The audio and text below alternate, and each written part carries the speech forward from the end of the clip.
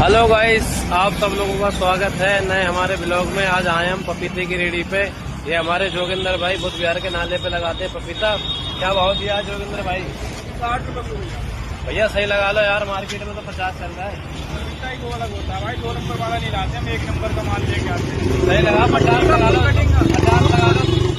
तो लाल हो तो पैसे देना पड़े भाई, माल 1 नंबर रखते हैं। 50 रुपए लगा लो भैया, 2 किलो दे दो। आप पैसे मत तो ऐसी जगह मेरी तरफ से अरे ना भैया, भाई 50 रुपए माल लगाओ लेके भाई, आते हैं 1 नंबर। 50 रुपए लगा लो भाई। तोल लो भाई, 2 किलो का एक पपीता तोल दो। हेलो गाइस, आप यहाँ पर आना बुद्ध विहार नाले पे, जोगिंदर भाई खड़े हुए मिलेंगे।